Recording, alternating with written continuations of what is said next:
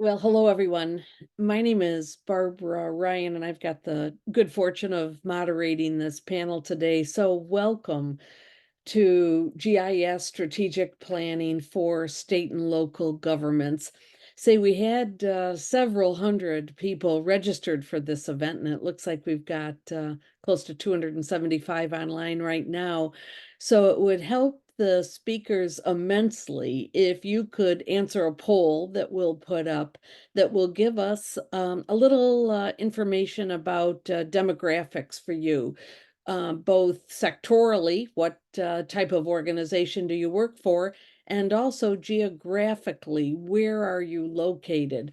So if you could just take a minute and answer that question, the poll, that would be great, and we'll look at the results before we turn it over to the other speakers. And again, that will help them tailor their remarks a little bit. Um, we're really fortunate today to have, I think, a wonderful mix of public and private sector representatives and panelists. And so, not only would, of course, we like to thank you for joining this session and those speakers, I'd also like to thank Connect Me for hosting this event as one of the series of their asset mapping events. I can tell you, as the former director of the World Geospatial Industry Council, that's a not-for-profit organization working on behalf of the private sector entities in either Earth observations or geospatial. Our partnership with Connect Me has been really productive, and also because the reach is so great. The speakers that we have today, and it's going to be a great opportunity to talk about not only why strategic planning is important, but the value proposition associated with that, and also the challenge, not only opportunities, and they're immense, but also challenges. And so I hope that you'll have some good questions to ask the panelists. You'll end up putting those questions, post those questions, and we'll do our best to answer those live so that all the participants can hear the responses to those questions that you post. The speakers that we've got today are David Holdstock, and David is CEO of Geographic Technologies Group. David, thank you so much for joining. We'll then be joined by our next private sector representative, and that's Sophia Garcia, who is an equity and civic lead at Esri. We then will switch to the public sector, and we'll hear first from Savita Chaudhary, who is the assistant city manager from Fairfield, California. And then we'll come east and hear from Patrick Baber, who is the chief data officer from Roswell, Georgia. So both coasts will be represented on our panel, and then, of course, public and private sector. Listen, before I turn the podium over to David, I wonder if we can just take a quick look at those poll results so that we can see where folks are from. Again, 70, almost 80% from local government. So that's one, and then the next greatest, almost 10% from state government. So it looks like we hit the target market audience for this particular panelist. A few from academia, few more from industry. And then I'm going to have to scroll down to see geographically. So again, the bulk of the audience right here in the United States, 96%, followed by Canada, a couple in Europe, and maybe a couple in Africa. So oh, listen, there's a couple more questions that I had forgotten about.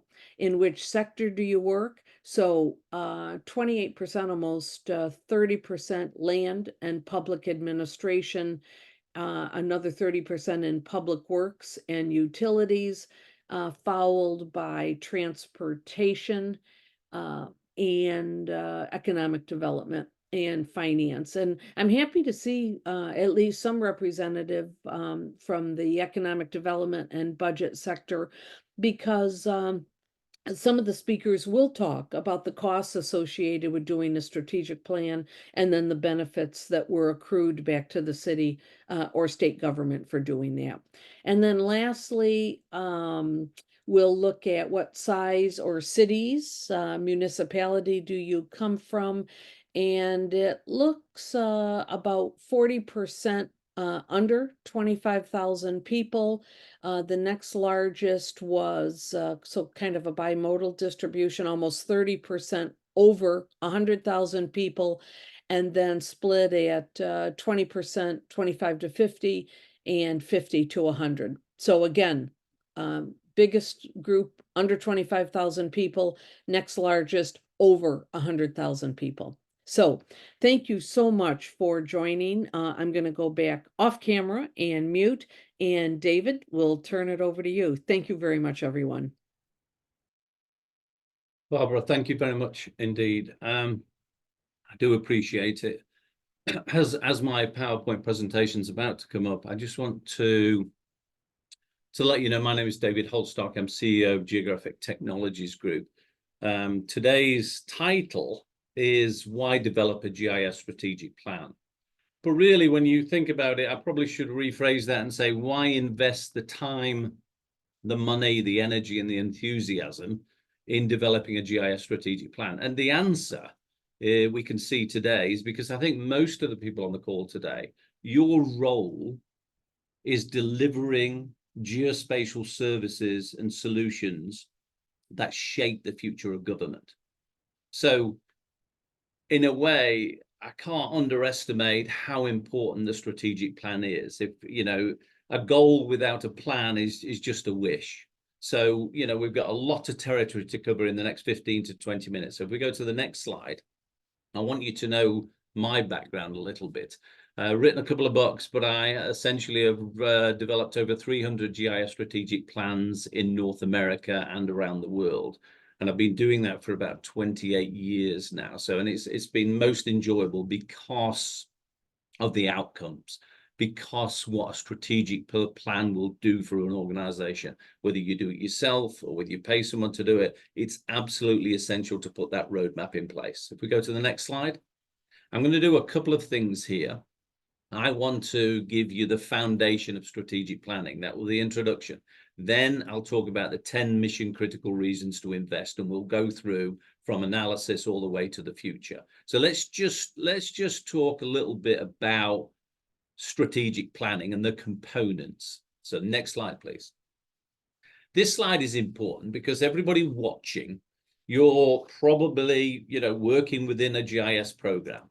And when we put strategic plans together, okay, we look at, we assess, we evaluate, and we make recommendations, and we make step-by-step strategic plans, essentially. But what you're seeing here is the major components we look at. So pillar one is GIS governance. So we look at and evaluate a governance model or a staffing model or a management model. We look at the accuracy and reliability of digital data and databases, pillar two. Pillar three, we look at procedures, workflow, integration, and interoperability. GIS policy is really important. That's pillar three. Pillar four is the entire GIS ecosystem of software, most important in any plan. Pillar five is the IT infrastructure. It's not going to work without the IT infrastructure working. Pillar six, training, education, and knowledge transfer, a most important component. We look at the strategic, tactical, technical, logistical, and the political realities of GIS. So keep that in your back pocket, would you? Everything I've just said, those 6 pillars, those are the things we're going to talk about. So if we go to the next slide. Now we want to talk about, you know, a strategic plan will offer us, what will it offer us? Well, number one, it will offer us analytics, the analysis. So let's go to the next slide and look at this. So in any strategic plan, we need online questionnaires for the public and internal. We need departmental interviews. We need benchmarking analysis. We need gap analysis. We need SWOT analysis. Once that's done, what you get out of a strategic plan are those graphic-rich slides that inform and educate. And if you go to the next slide, what this is saying, and remember, when you're writing a plan, you're telling a story. What it's saying is who uses GIS, What tools are they using? When and how often do they use GIS? Is GIS in their job description? Do they like GIS, etc., etc.? So the first part of any kind of strategic plan is analytics to tell the story. The kind of the next phase, which is the next sequence of slides, if we go to the next one, that's when we get into the details. So remember those components I talked about: governance, data, procedures, software, infrastructure, training, education, and knowledge transfer. We have to evaluate those components. And what you see here is a bar chart with, I think, 17 variables. Those variables are issues related to GIS governance. And as you can see from this bar chart, this organization is lacking in a good governance model, a good staffing plan, and everything to do with how GIS is managed. If you go to the next slide, we can now look at data and databases. So we're now looking at 12 variables about data and how good the data is. Because remember, we're looking for gaps.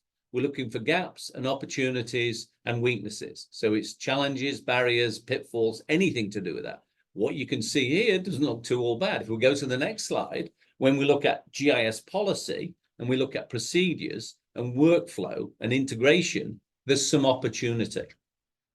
Again, benchmarking an organization is really key. This is what you get out of a strategic plan. If you go to the next one, GIS software, we're now looking at the organization and how well they're using the entire ecosystem of software, from web-based to desktop, etc. Then you go to the next slide, we talk about the IT infrastructure. And I didn't deliberately pick this one, but this organization has some massive challenges when it comes to the backbone, that architecture, that IT infrastructure. Again, analytics are what will demonstrate this. And if we go to the final one, training, education, and knowledge transfer, it looks as if they're doing really well. Again, strategic planning is about presenting a story, and presenting a story about where the organization is with regards to maturity. And if you go to the next one, we're able to summarize all of these things and present it to decision makers. So we're able to say, we are benchmarking, we're not rating, but we're evaluating where the weaknesses are. And if you go to the next slide, and the next slide, and basically what you have, lo and behold, is a heartbeat of the organization. That's what we're after. Now, there are 120 variables there that are measurable, okay? And a lot of it is an interpretation of how well do you think you're doing.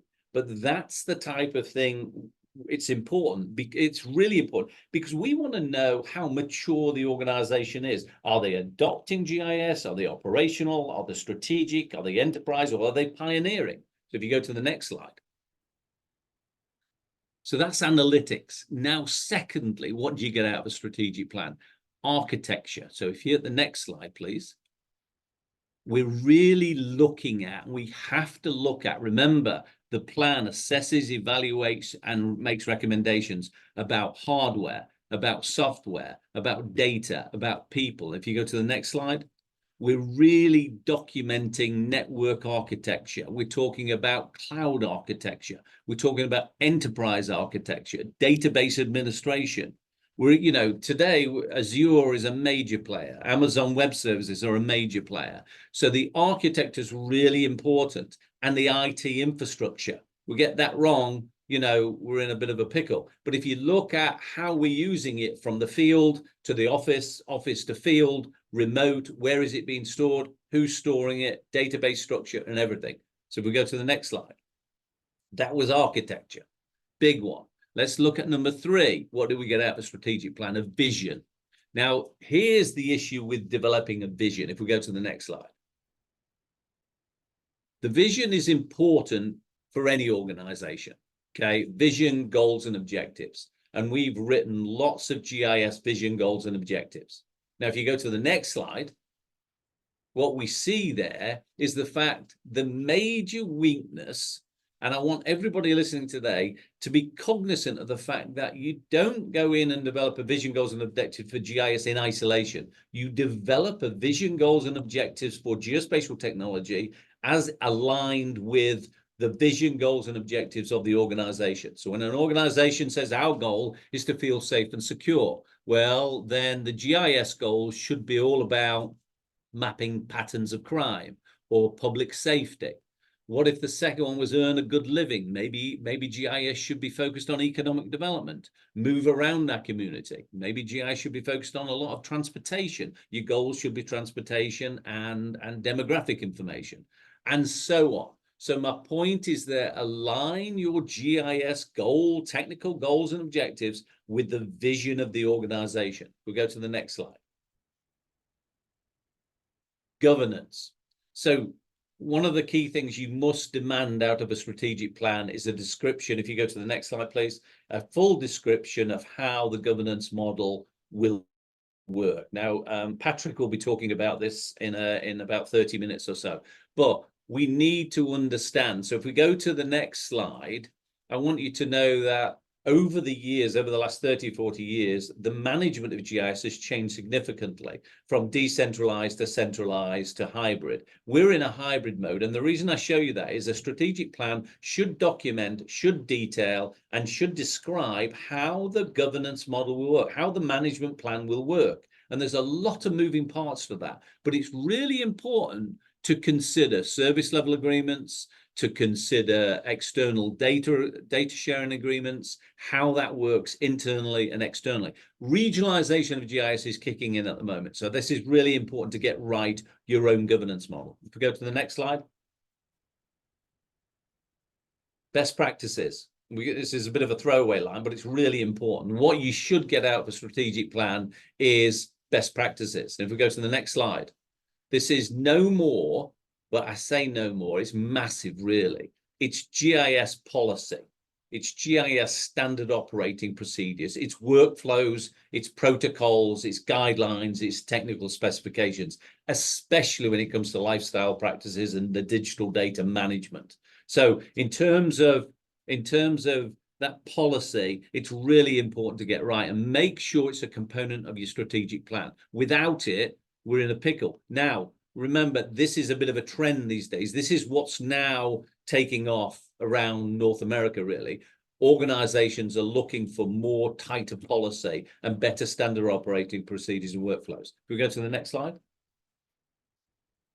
Also, when you talk about best business practices, please understand that ecosystem of GIS software. In its simplest form, it's desktop, it's mobile, it's web, and every piece in between. That's a graphic I put together that informs me about how Esri shaped their software, because a lot of the work we do is with the Esri platform. So it's really important to know what the tools are and how to use the tools. So if we go to the next slide.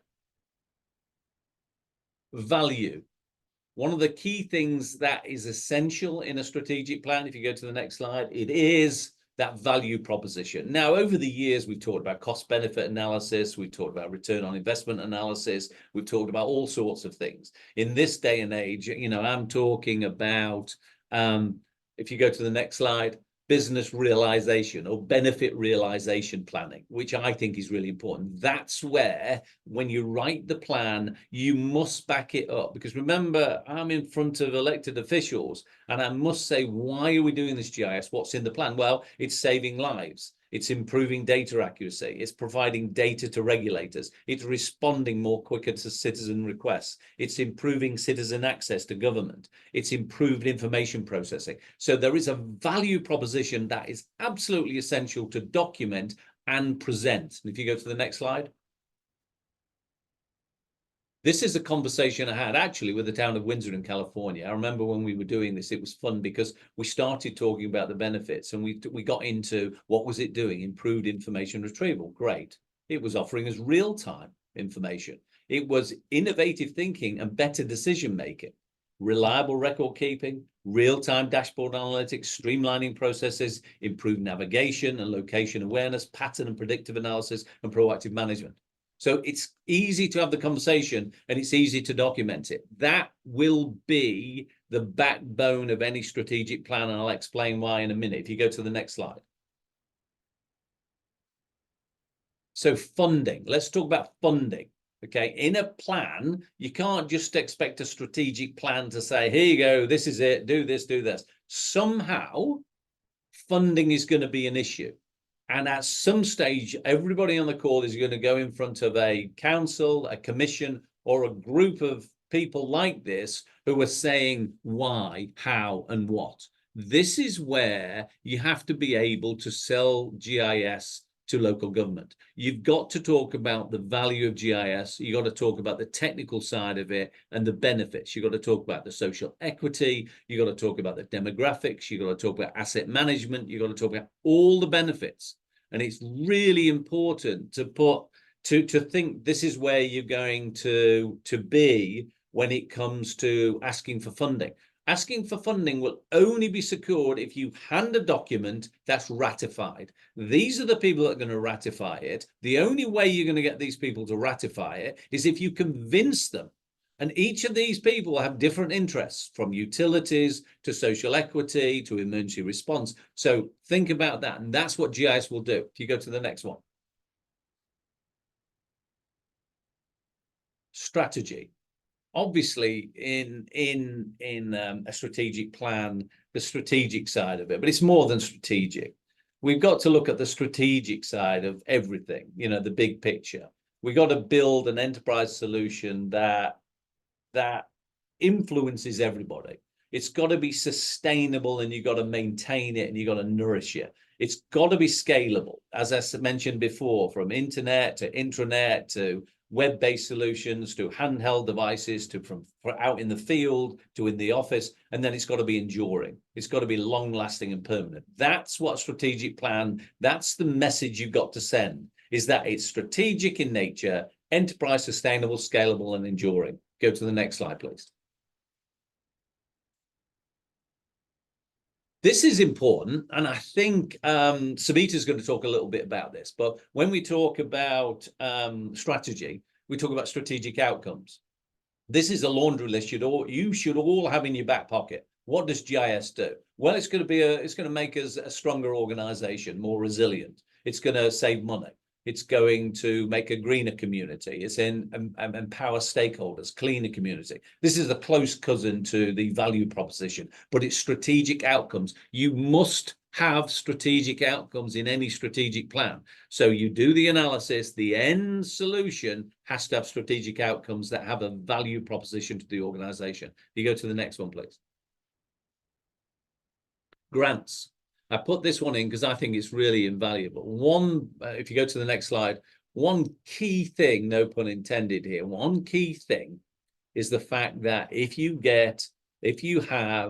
develop or you pay for a strategic plan to be created, it's going to be the foundation of any grant applications, because there's going to be some original conversations in the strategic plan. There's purpose, impact, and it's going to allow you to write a grant. In fact, I've written 2 grants just recently, one for over $1 million and one for $310,000 for affordable housing in California.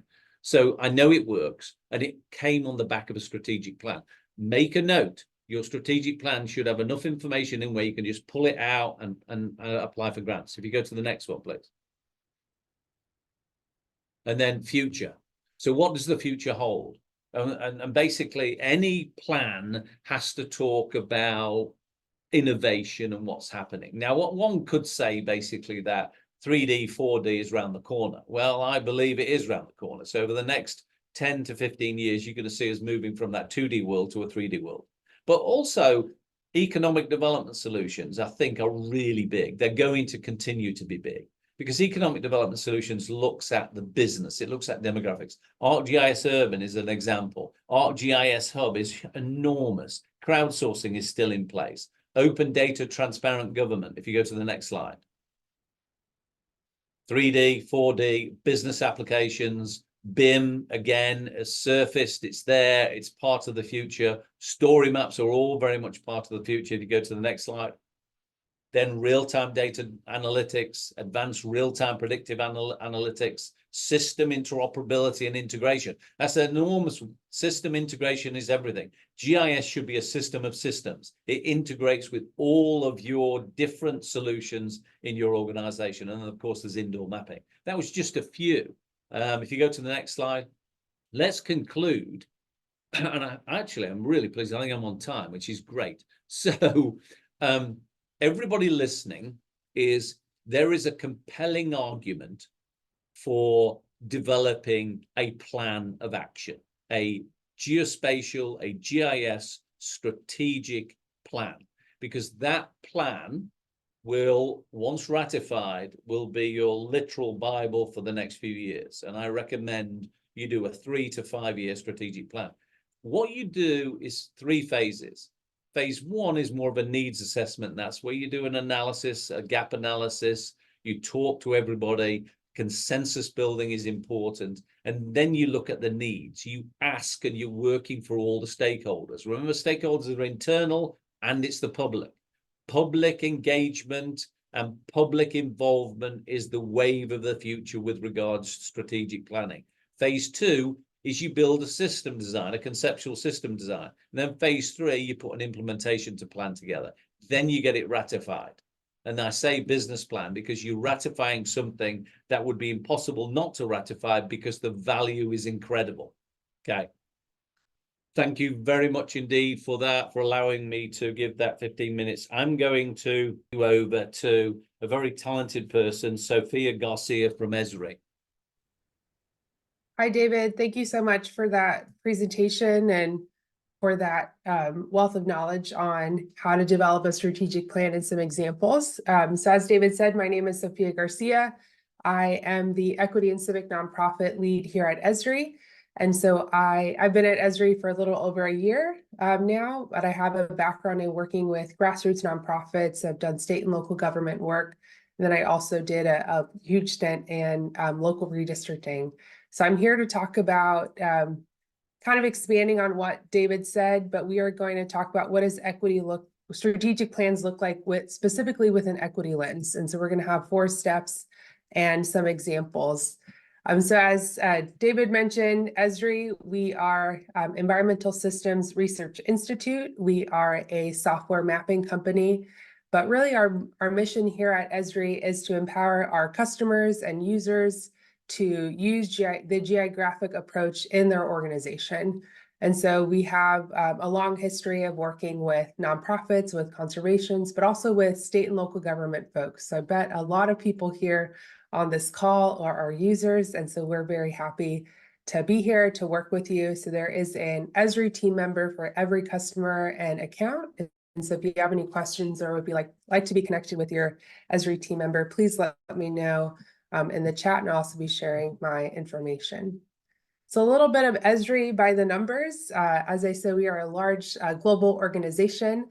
Some of the notable things that we have is we work with close to 90% of state and local governments in the US. So again, we have a large state and local government team.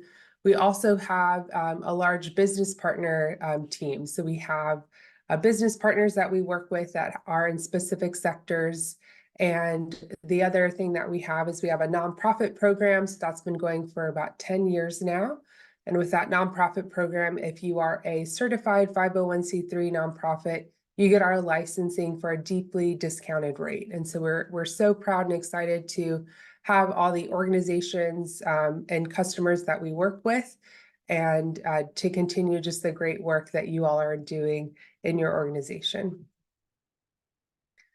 So I think, again, as David said, GIS really is a system approach. It's a way of thinking. It's not just a software. It's not just creating maps. It really is, how do you use location to contextualize a problem?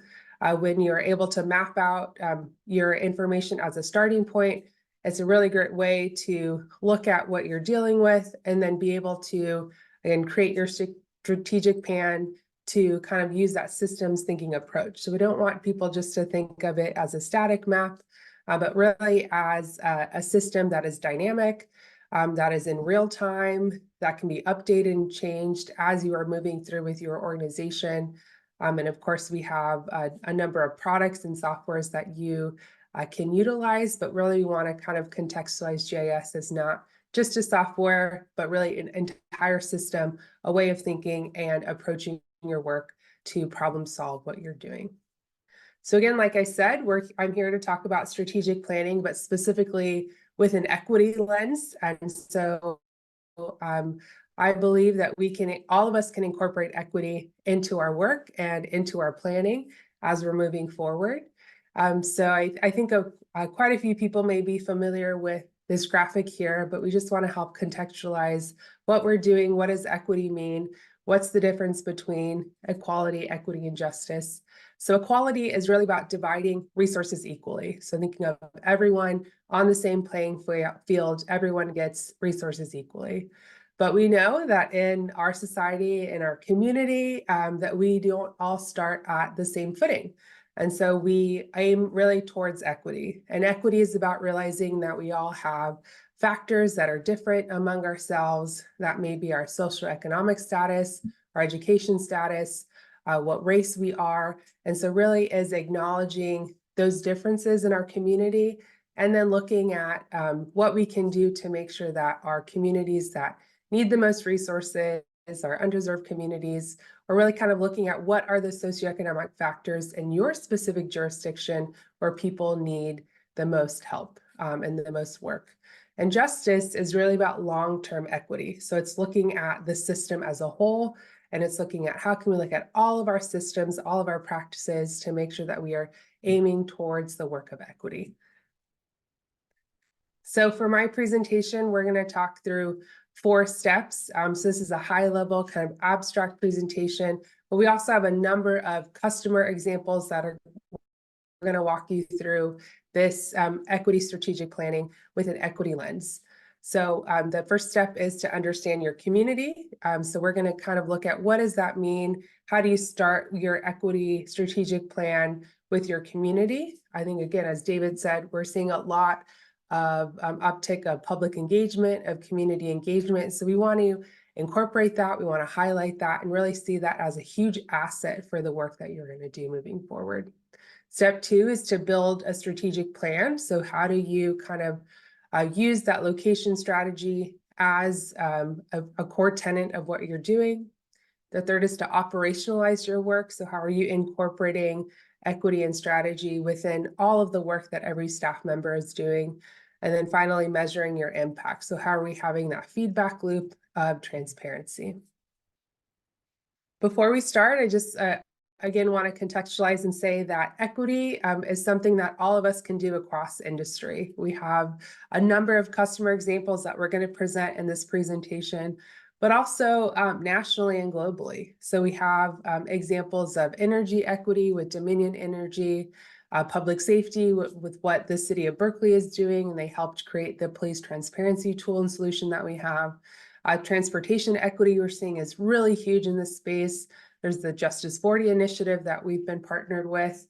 Environmental justice is another one that we're seeing really expand into our industry. There's education, health equity, and economic opportunity. So again, contextualizing that not only are we all saying on this webinar that you should create a strategic plan, but also equity can be incorporated into any strategic plan across any industry that you're working with. So again, we'll dive into the first step. So understanding your community. So it's about understanding first, what is the jurisdiction that you are in charge of? And then what is the community that you are working with? So some examples can be to map out any at-risk populations, to look at that you're incorporating diverse perspectives. So right at the front, you want to work with who are the nonprofits in your community that are doing this work, who are the community leaders, who are the trusted messengers that you want to partner with from the get-go. And you can start to be using maps to explore what your community looks like. Ask some questions. I think, as we've seen on this webinar, ask some polls, figure out what are people interested in, and how can you bring them in at the forefront to really lay the groundwork for collaboration throughout your entire process. So I have a couple examples here, but I'm really going to talk about one, but I encourage you to look at our websites, look at these wonderful case studies and the work that all of these jurisdictions are doing. But one that I want to highlight is Mother's Milk Bank. They are a nonprofit based in the city of San Jose. which is in California. And they utilize the geographic approach and this tenet of understanding your community because they wanted to provide breast milk to mothers in need.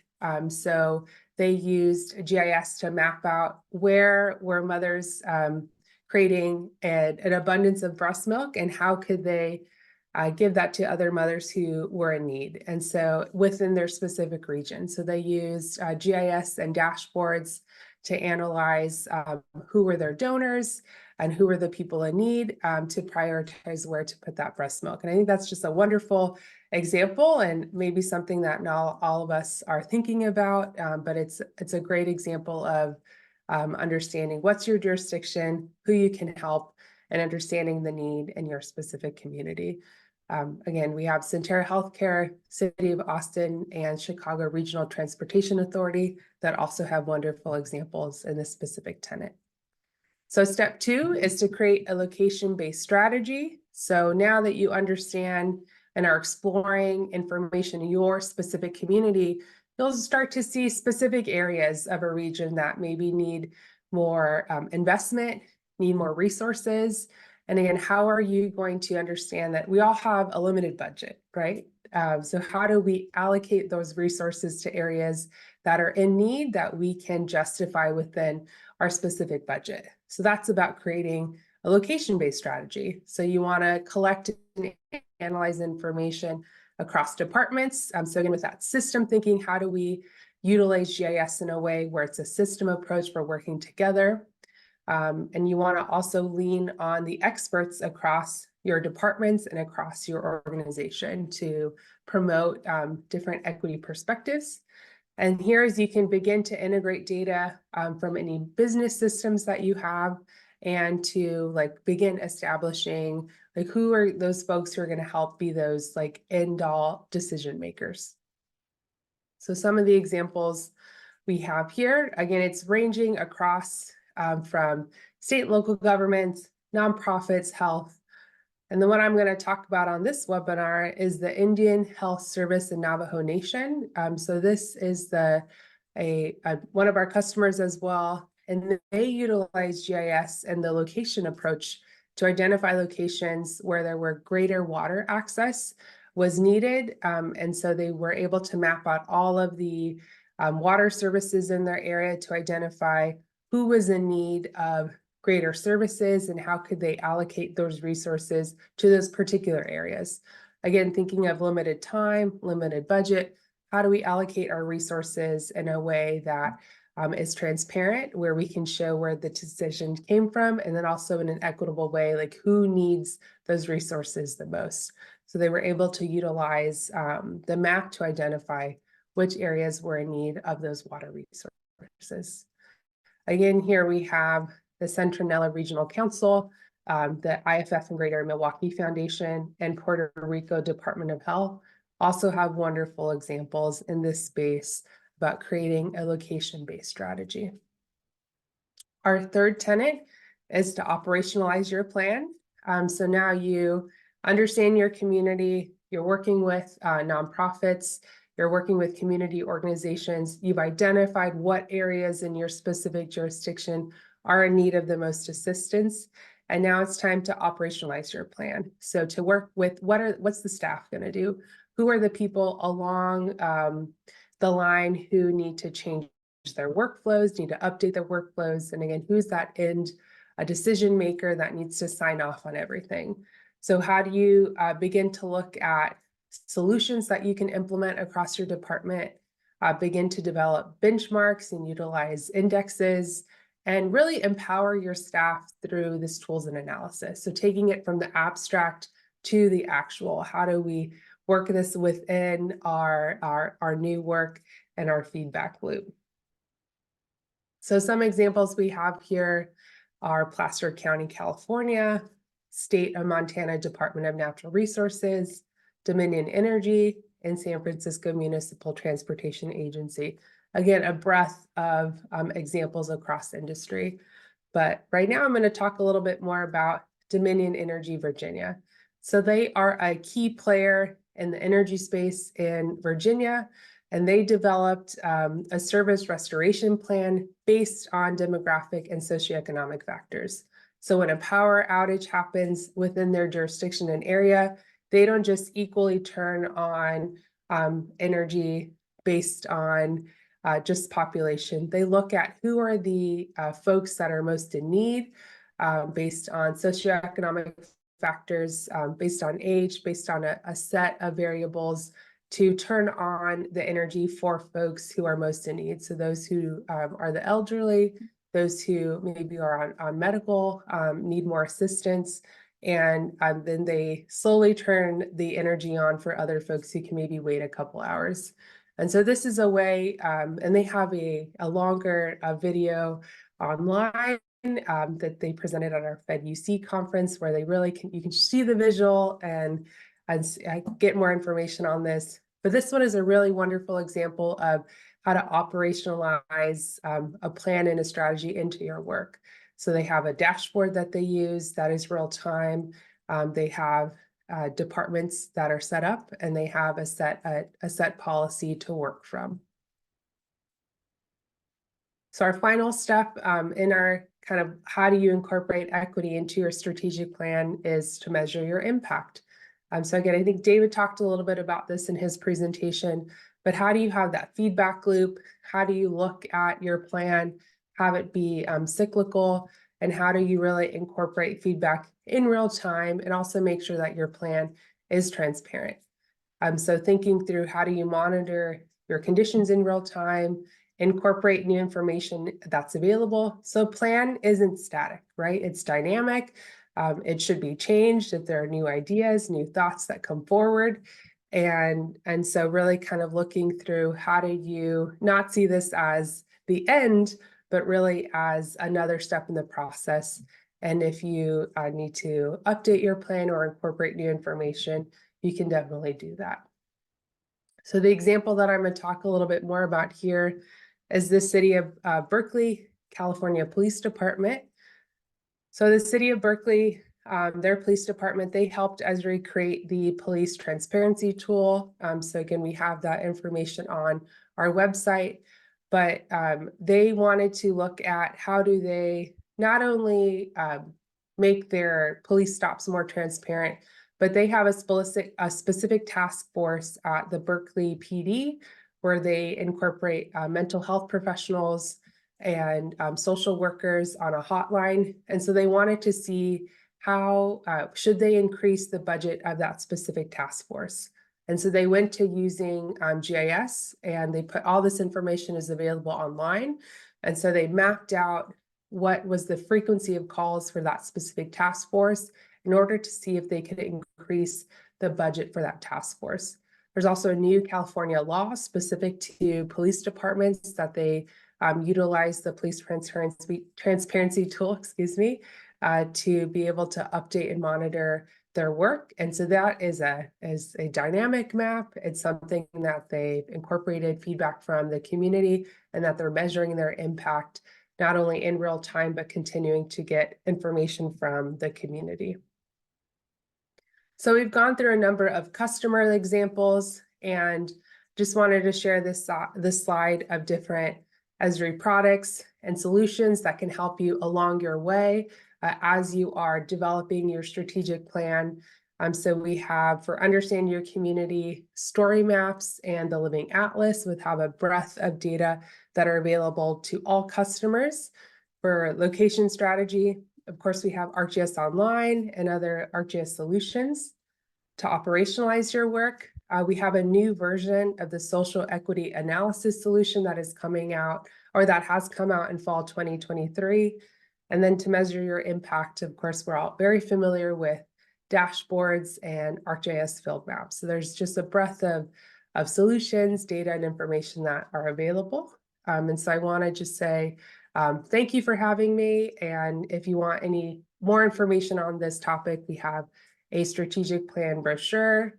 We have a LinkedIn group, and then we're also always looking for customer examples. So we'd love to highlight you and any of the work that you do. And so I would love to pass it on to Savita Chaudhary, who will be our next speaker in this series. So thank you again. Thank you, Sophia, and thanks, David and Sophia, for wonderful presentations. I'm going to build upon the practical aspect of their presentation. So let me bring my presentation up.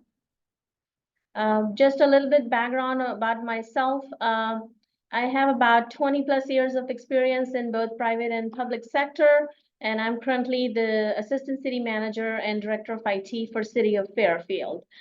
So when I started with the city back in 2021, right after COVID, City of Fairfield and in general, Solano County had gone through a major fire, LNU fire that most of you must have heard about. There was a tremendous loss of human life and homes, and a lot of families lost their home. So there was a need of GIS because during that time, our city realized that we do not have enough resources to, we were not able to tell our community where to evacuate, where to go. We could not produce any maps. So that's where the need of the GIS started for our community, and all of our departments wanted to do something about it. So the way we started working on is, we started off with aligning our efforts with our city council goals. Back in 2021, our city had identified, we had a major shift in our leadership. We restructured all of our departments. IT was now suddenly becoming from a small division under city manager's office into a department of its own. I started off here as the first CIO, reached out to all the department heads, and started building my bandwagon. So like David and Sophia mentioned, you have to align your efforts with the council goals. And once you start doing that, then you start focusing on, okay, for example, is it an organizational excellence, whether it's a quality of life impact. And as you start identifying that alignment with your council goals, then you start focusing on what our objectives and strategies would be to achieve that goal. So the first thing we did was, what is our GIS vision and goals would look like? What do we want to address if we're going to spend $1 million, for example, on this GIS effort? Then where do we start? What is the value we're trying to achieve out of our GIS strategic planning effort? So after, we started looking at, I apologize for that, for the governance model, what our governance model would look like. How would we maintain and build an accurate, reliable GIS for our city? What our GIS procedures would look like. As David mentioned, you cannot do GIS in silo, just focusing on the technical side. So we started looking at what, innovative use of GIS software would be across all departments. How would we build the backend infrastructure? How would we train and increase the knowledge and skill sets of our employees? Then we moved on to the next step, which was, okay, this is our vision and goals, and how do we go about it? What would be the foundation? What are the things we want to focus on? So we identified these 7 criterias around various data needs, application needs, software needs, training. How would we support our emergency and disaster recovery planning? What our standards would look like? And as we started building on this, that defined the scope of our RFP that we released. Once we started working towards the RFP, as many of you are aware, funding becomes a big question. And that's where, again, your relationship building really comes handy. I reached out to multiple department heads who had a key desire to work on this effort, and I collaborated with them, and we shared costs. And that's how we released our RFP. And then again, our top 7 tasks that we focused on as part of our RFP process were not only just creating this strategic plan, but also focusing on what the needs assessment would look like, what the education would look like, how would we standardize our policies and procedures, and last but not the least, how would we define those performance indicators and show the value to our council and our department heads? If we're going to spend this money, what would be the return on investment, not only for the internal organization, but also for our community? So the next slide will look very familiar because GTG helped us develop our strategic plan, and David's team did a tremendous job helping us.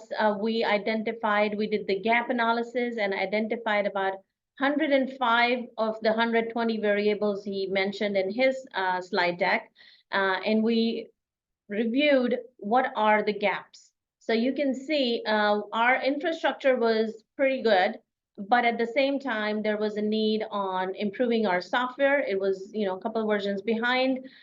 We needed to do some governance work. We had sort of loose governance where, every department did their own thing. There was a users group which met them when they really felt there was a need. Not really ongoing communication was there. The policies and procedures, there was a huge gap. Our data and databases, they were okay. When we did the data assessment, our data quality was pretty good, but the desire for the amount of data layers that we need as an organization was huge. At the end of the project, we almost came up with over 200 data layers that the city as a whole needs because there's such a gap in our demand and the need of the organization. Once we completed our GIS master plan, we came up with a long list of recommendations, and we try to focus it so it again addresses all of those core areas around governance. We have Solano County has a regional GIS group, but it's very informal. There's no joint powers agreement. We meet once a month, and again, there's no formal consortium. Everybody just brings topics they want to talk about, and sometimes it's very productive, and sometimes it's just more like a chat. So that is one of the things now we have started working towards on how to formalize that consortium and sort of look at a hybrid regional model. We started looking at our data and databases. We have a recommendation from GTG to review our data assessment every 2 to 3 years, and that came from we again have over 400 data layers, but not everything was organized. Some of those were really old, never updated. Some of them were updated on an as-needed basis. So now we have developed a 5-year roadmap where these data layers would be either created or updated, at least reviewed once every 2 to 3 years. We also started working with our departments and identifying who would be the GIS data layer custodians. At the time when I started with the city a couple years ago, we only had one GIS person. And it was just impossible for one person to lead such a vast organization and manage all of the data sets. And again, just like any other city, we have our own funding challenges. But building onto this effort from the strategic plan, we were able to hire an additional IT analyst for GIS. And then on the GIS procedure side, again, we are documenting lots of policies and procedures and workflows. How would we do the quality assessment of these data layers? How would we publish them? We upgraded our GIS software. As I mentioned earlier, we were a couple versions behind. We have upgraded to the latest Esri version. We are working with a GTG on developing a GIS training plan. So what we had done last year was we had launched our ERP, and we created a SharePoint-based learning hub. And we plan on expanding that and add lots of GIS training materials, all of our policy procedure data. We're marketing it. We have a marketing and outreach division under our city manager's office, and we're using them to do a lot of social media outreach, doing a lot of press releases to reach out to our community. We also did a community survey, and as a result of the community survey, there were few items that were identified that I'll be talking in the future slides that really helped us build not only our bandwagon internally with our departments, but also with our council and the community.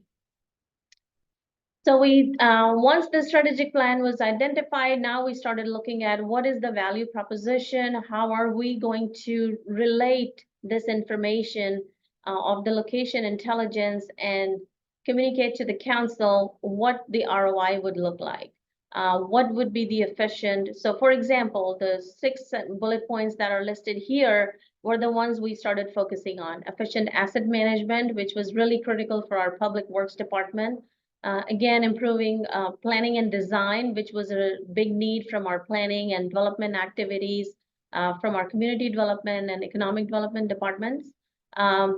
Again, public engagement was a big deal for us because of the emergency response and the needs that we had identified earlier in our process. Resource optimization was another one. Again, as I mentioned, we were really short on our resources, and thanks to the detailed work that we have completed over the last 1 year, we started off with 1 full-time employee, and now we have 3 full-time employees in total for GIS. We also started focusing on how would we show results, how would it impact our decision making, and what the value it will bring to our society. We identified about 105 KPIs, and as we were developing, we started aligning those KPIs with the tasks that were outlined in our GIS master plan. So as we complete these annual updates on our projects and data layers, then we would be able to relay back and communicate back to our council and report on those KPIs, the progress and the benefits. In total, we identified about 40 different benefits, operational, and we categorized them into 4 categories: operational, organizational, technical, and community and environmental. It was really critical for us to identify community benefits because our council is very heavily focused on community communication. So that was a big need that we have. So when we did our community survey, our community came back with 4 action items. And number 1 of them was, like every other city, we want to know what is the crime data, what is the crime statistics happening in the city. What are we doing about our capital improvement projects? What are we doing about our council goals and priorities? How do we plan to do and be transparent about reporting on those and performance metrics? So in addition to the KPIs, we also started looking at the internal aspect of GIS. You can build a very good strategic plan, but if your internal staff is not trained or you do not have the right skill sets, the plan is not going to be successful. So again, we started developing a curriculum. We developed a SharePoint-based GIS training portal. We are now looking at providing various training modes, whether it could be Teams or Zoom meeting, it could be in-person training, it could be videos on our training portal. And as we launch this, we're hoping to launch all of this sometime in February of this year.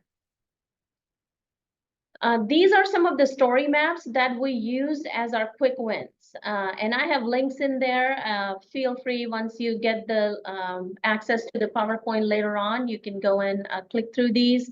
One of the things we did was, as we started working on our GIS strategic plan, at the same time, there are elections happening in 2022. So what we did was we worked with our city manager's office and city clerk's office, and they were going to put a static web page about know your candidates. And so we took that data and we worked with David's team and we converted it into an interactive story map. So our community could go and see who is their candidate from their district. They can know about each different candidate.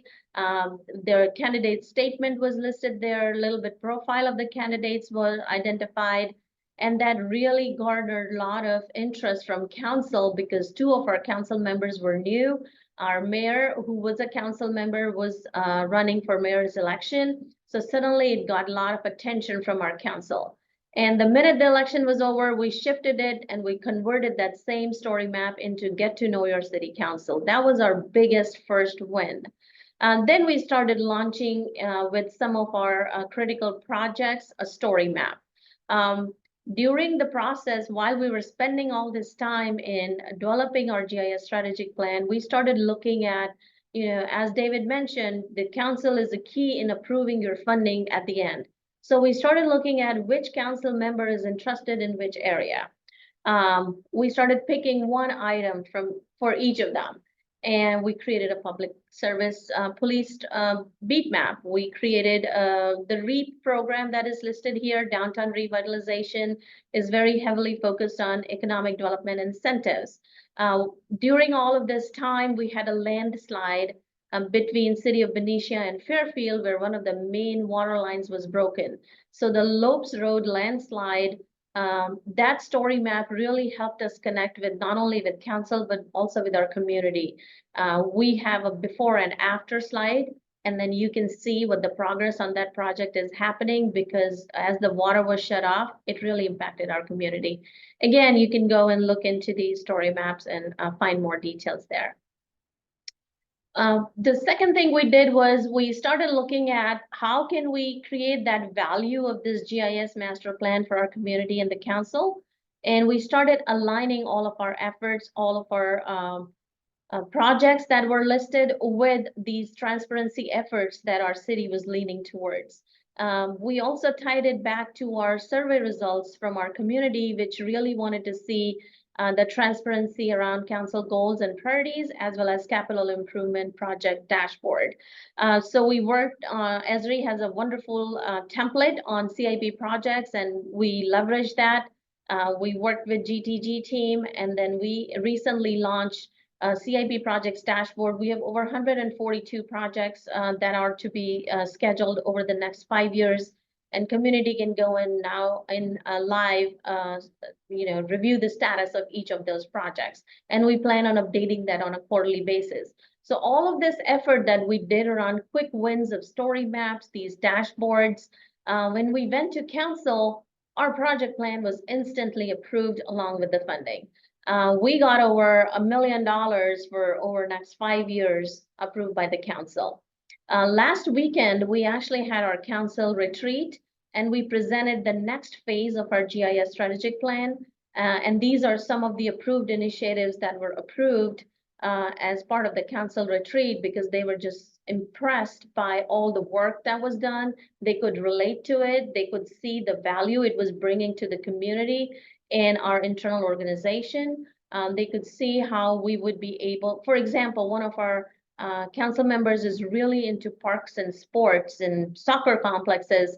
So we presented that we're going to work on a dashboard which will display park amenities. It really clicked with him right away. So we identified those key projects that would not only align with organizational priorities, but also with our council interests. And all of this effort resulted in a lot of our appreciation from the council and getting the approval on all of the funding.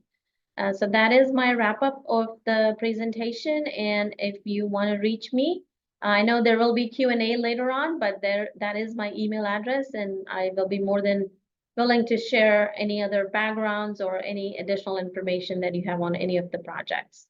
With this, I will pass on the presentation to Patrick Baber. He is the Chief Data Officer with City of Roswell. Great, thank you, Savita, and to my other panelists, Sophia and David, thank you as well. Very informative. It's good to know, local government GIS can be, a bit of a niche field. So it's good to know we're not alone. Lots of people on the webinar today. So thank you to the attendees. Is my screen showing? Yes. Yes, we see. Okay, excellent. All right. Thank you to the attendees for your time and attention today. I'll be focusing on data governance.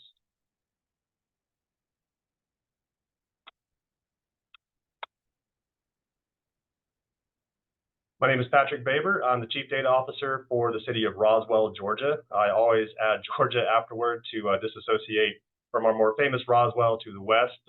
We don't have any affiliation with aliens, though certain interactions with some of our residents makes me question that from time to time. I'm a product of the University of Georgia. I carry accreditations from the GIS and the PMI. I've got 20 years of experience in GIS in both the public and private sectors, with the majority of that time focusing on project management and data analysis. So I'll be talking to you today about GIS governance, its components. I'll give a few organizational examples, go into a little bit more detail into some of the graphics and examples that David provided. I'll also explain what good GIS governance looks like. We'll do a case study about what we've done here at the City of Roswell. And finally, I'll touch on some of the challenges, solutions, and maintenance tips for ongoing GIS governance. Okay, so what is GIS governance? So governance in GIS can have different definitions, different meanings to different people or groups, depending on your background. So for the purposes of today's presentation, I'm going to define GIS governance as a formal approach to the organization, policies, and decision-making processes that regulate an institution's GIS. GIS governance aligns the management and use of GIS within an organization or community with the objectives, goals, and mission of that community or parent organization. It's essential to the long-term success of the parent organization's GIS. It's a component of a holistic strategy, and it includes all the processes and actions that are required to manage the planning, design, implementation, and ongoing maintenance of GIS technology. And finally, it's critical to the management of your GIS resources, both people, platforms, hardware, software, and data. So why is governance important? So we all have seen organizations that are poorly run, and it's generally because there's poor governance. There's no unified direction, poor communication. All of these things together represent the governance of an organization. So with good governance, you will have unified goals. Everyone will be focused on the same accomplishments, the same initiatives. It promotes smart growth. Organic growth is great, but when your organization reaches a certain size, you should be more prescriptive and more long-term thinking. And so your growth plan should go to accommodate that long-term goal that you have in mind as an organization. It also increases efficiencies in staff, processes, technology, and data. Your data quality should increase under good governance. And once again, it is aligned with your parent organization's goals. And a byproduct of that is better budget utilization. And the more GIS is aligned with the parent organization's goals and initiatives, generally the better funded it's going to be. GIS is generally seen as a support tool or function within an organization, and the better you are helping that organization meet its goals, the higher prestige, the more notoriety you will get within your organization or local government, and usually better funding is associated with that. So what are the components of GIS governance? Well, depending on where your organization is, I know most of us here are in local government, but there are numerous components, and I won't touch on all of them, but I will touch on the ones that I think are essential. And those are organization, policies and standards, and strategy. So organization describes how anyone who touches your GIS is going to interoperate. That includes your end users, your GIS professionals, your leadership, yourself as a GIS manager or GIS organizer. It includes clear lines of authority, clear lines of delegation, and who is responsible for what within your GIS. Policies and standards are formal and codified rules and regulations that describe the standards, workflows, and processes undertaken by your GIS. And it may include data standards as well, though in a lot of organizations, those data standards are their separate component because it can be large and very detailed and doesn't really speak to the policy that governs your GIS. Policies and standards in organization, I think both tend to refer to the day-to-day operation, perhaps the near and intermediate term planning. Strategy looks at the long-term planning, and it's essential because it creates a plan or a roadmap to get from where you are to where you want to be. We all want to take advantage of new technologies, new platforms. We may want to augment our staff with additional hires. And once again, we're trying to be prescriptive and thoughtful in that approach to growth. So strategy is essentially the plan or the roadmap that's going to take us from here to where we want to be. Going into a little bit more of a deep dive on each of these three components, organization, as I mentioned, outlines the lines of authority, responsibility, and communication. And it includes, once again, everyone who's involved in GIS. And it can include data providers or other organizations that are connected to your GIS if there's data sharing. It can include a racing matrix. A racing matrix is a delegation and responsibilities and communications tool that determines who is responsible, accountable, communicated, or informed when certain elements of a project happen. It may include some contingency plans. So if someone critical to a project or a GIS is unavailable, who should I go to get something that I need? And it may be represented in a variety of graphical formats. Policies and standards are all formal organizational policies that pertain to GIS. They can include things like meeting frequency, security, decision-making policies, uptime requirements. It also includes well-documented workflows, memorandums of understanding, SOPs, job aids. Once again, data standards and policies can be included as a separate component or under policies and standards. And that can include anything like, metadata, update cadence, responsibility, data quality, and security and use restrictions. Strategy is the look-ahead component of GIS governance. It future-proofs your GIS, and it answers the question, how will GIS align with the long-term goals of my parent organization? If you've got your eye on some new hardware or software that is in development, the strategy is basically how am I going to integrate that into my ecosystem? And it helps to plan budgets for investments in staff, that new technology, and should go along with SMART goals. So SMART goals are specific, measurable, achievable, relevant, and time-bound.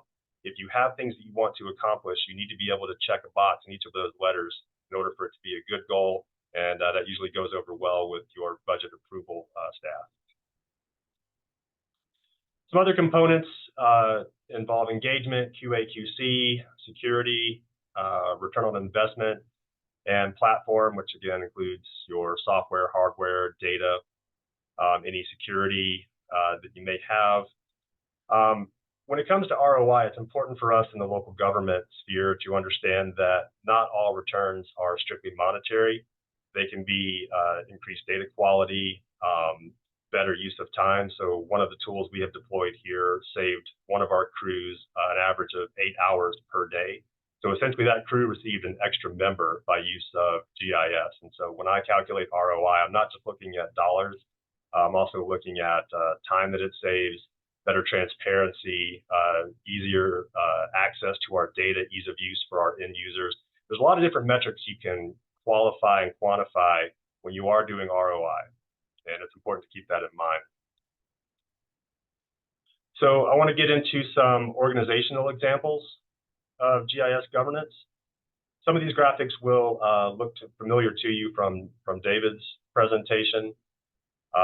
First is the decentralized model, and in this example, I just want to call your attention to what the different symbols mean. So the gray circle in the center represents a GIS team.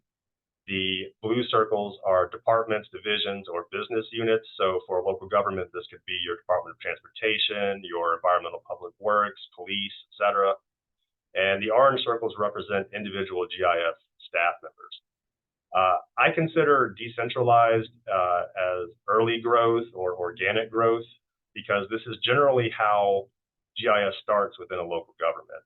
Here at the city of Roswell, the community development department needed GIS first, and so they hired 2 GIS staff members who wound up performing GIS for all divisions and all departments throughout the city, yet they were housed and funded by the community development department.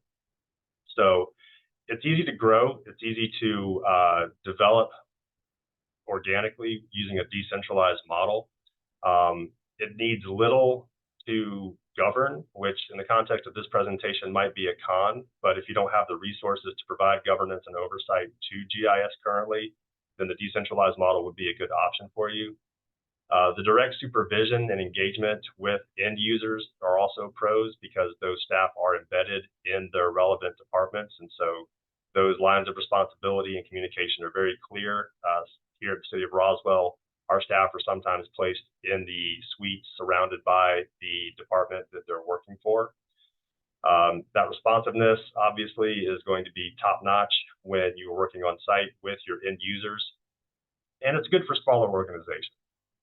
Some of the cons are redundant skill sets and responsibilities. So if you have 3 departments with 3 GIS professionals who all need to know how to interact with a SQL database, then you've got 3 people that are learning how to be part-time DBAs. When you can centralize that, you really only need to have 1 or 2 staff members who have that skill set, and then everyone else can focus on acquiring other skills and responding to other GIS needs throughout your organization. There's also little chance for standardization. Things tend to continue to develop organically, and so my standards may not be the standards of another GIS professional somewhere within the organization. You also run the risk of duplicated effort in databases and siloing of data, and you don't have the ability to focus on enterprise projects. So again, if I've got someone working for me in my department in a GIS capacity, I'm not going to pay them to work on something that benefits another department, because that's not the best use of their time if I'm the one paying for it. I also want to give an example of duplicated databases. So when I first came to the city of Roswell 8 years ago, there were 3 separate data layers representing the center line, the road center lines for the city of Roswell. And each of those data owners thought that theirs was the authoritative source for anything to do with the roads. And each was housed in a different database in a different department, and other users were either unaware or didn't have the access to get to it, and none of them were complete. So that was one of the challenges we had here using a decentralized model. A centralized GIS organizational structure I call developing or growing. It usually happens when there's enough need for GIS throughout the organization that it justifies forming a GIS team or a core. And you'll see here that the GIS staff members have migrated from the departments themselves into a single unit. This takes the pros and cons of the decentralized model and basically turns them on their head. So the pros are now cons and the cons are now pros. It reduces redundancies because you've got everyone kind of working under the same roof and communicating with each other. And if I know that someone has a skill set, I know I don't have to necessarily learn that skill set. I can leverage them to perform that part of my task, and it gives me more time to focus on other elements that I need to do. It does promote collaboration and specialization, and it allows for enterprise or system-wide projects. So if everyone is no longer strictly associated or tied to one department or work group, then they can focus on other larger ranging projects. It does support strategic growth and long-term planning, and it allows alignment with organizational goals, and it's best for intermediate to large organizations. So when those staff members are pulled from the department that they used to sit in into a GIS-focused group, your end users may feel like they're disconnected from those resources. They now have to go through a different communications channel, which does present problems and increases the need for better communication and better governance. They may feel like they're no longer prioritized, and that may be in fact true if the staff that they're used to having access to are now focused on other tasks. Then that may create some dissatisfaction, and that increases the need for strong governance, strong communication, letting these people know when their projects will be prioritized. A hybrid organization I call mature. It really represents at this time what I think is kind of a peak form of organizational structure for GIS. So you'll see here that you still have a strong GIS group in the center, but you still have some GIS staff members that are focused on one specific department. Some of the pros are it accepts, though not completely, all the pros of both the centralized and decentralized models. So again, you've got plenty of GIS horsepower to focus on enterprise projects, but yet nobody feels like their department or their needs are being left behind. If they can justify the resources of a full-time GIS person, they would have access to that support. It promotes staff development. A lot of times the department-focused GIS professional may be entry-level or lower tier, but yet they've got a ladder in front of them now to accumulate more tasks and eventually be brought to the GIS team itself. It continues to allow alignment with organizational goals and is usually best for large or GIS intensive organizations. Some of the negatives are it reduces but doesn't eliminate all of the cons from decentralized or centralized models. So you'll still have some mitigated negatives from both of those models. And it does require the strongest GIS leadership because you will have various people, perhaps in various locations, all focused on different tasks. And it requires strong GIS governance and leadership in order to keep everyone focused and making sure that all the needs of the organization are being met. So what does, let me take a minute and start a poll. I'm curious for our attendees, what kind of GIS organization you have. So if we could start that poll, and in a couple of minutes, we will take a look at those results. And in the meantime, we'll go to what does good GIS governance look like? So a good GIS governance will have an appropriate staffing model. So when you are looking at your parent organization, it's important to study what their needs are. How big are they? What's the existing GIS presence? What is the future state? What does that organization want to look like in 5 to 10 years? How can GIS grow and align with that desired future state? Is there a current GIS operation? And if so, what is it doing? What are its capabilities? And how does the parent organization look at GIS? I mean, is it just the weird guys who make the maps, or is it a core business function that's kind of the backbone of the org? What are the goals and budget? How can GIS align with those goals and secure the necessary budget to do so? It's also important to perform a SWOT analysis, or strengths, weaknesses, opportunities, and threats. You need to do that for your own organization, as well as the pros and cons of each of the models. You may not have everything in place to go to a centralized or hybrid model, so maybe you need to start with a decentralized model, or maybe everything's in place and you're ready to jump right into one of the more mature models.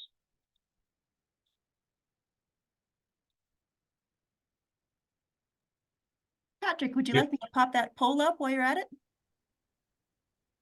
I'm sorry? Would you like me to pop that poll up for you? Oh, you got it. Yes. Okay, good. Yes, please.